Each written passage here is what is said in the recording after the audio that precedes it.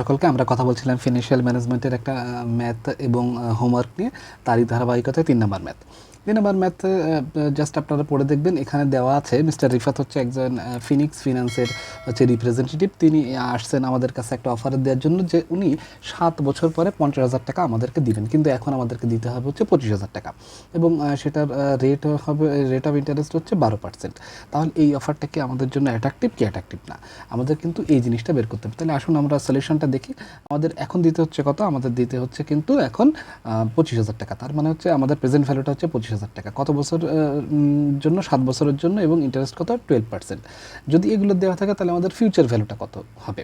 তাহলে আমরা যদি এভাবে ক্যালকুলেশনটা করে দেখি যে ফিউচার ভ্যালু ইজিক্যাল টু, আমরা গতবারও ফিউচার ভ্যালুর সূত্রটা দেখেছি, যদি আমরা এভাবে ক্যালকুলেশনটা করি তাহলে দেখা যায় যে ফিউচার ভ্যালুটা আসা হচ্ছে 55,267 টাকা। এখন কথা হচ্ছে ব্যাংক আমাদেরকে দিতে হচ্ছে কত? 50,000 টাকা। তাহলে কিন্তু আমাকে কিন্তু তার থেকে কম দিচ্ছে। তাহলে আমার কিন্তু এখানে দুইটা অপশান আছে, আমরা উত্তরটা কীভাবে লিখতে পারি? আমরা উত্তরটা দেখতে, না এটা আমি রিজেক্ট করে দেবো। আমি যদি উত্তরটা এইভাবে লিখেছি যে যেহেতু আমার কাছে এটা অ্যাট্রাকটিভ মনে হচ্ছে না, কারণ আমি যদি অন্য কোথাও এইভাবে রাখি তাহলে আমি আরও 5,000 টাকা বেশি পাচ্ছি, তারা আমাদেরকে 5,000 টাকা কম দিচ্ছে। অথবা এইভাবে লেখা যেতে পারে যে আমার কাছে এটাকে অফারটা অ্যাট্রাকটিভ মনে হচ্ছে না, অথবা রিফাত সাহেব যিনি হচ্ছে রিপ্রেজেন্টেটিভ, তাকে কিন্তু আমরা এই অফারটা দিতে পারি যে আপনি যে অফারটা করছেন সেটা 50,000 টাকা না হয়ে যদি 55,000 বা 56,000 টাকা হয় তাহলে আমি আপনাদের সাথে ডিল করবো।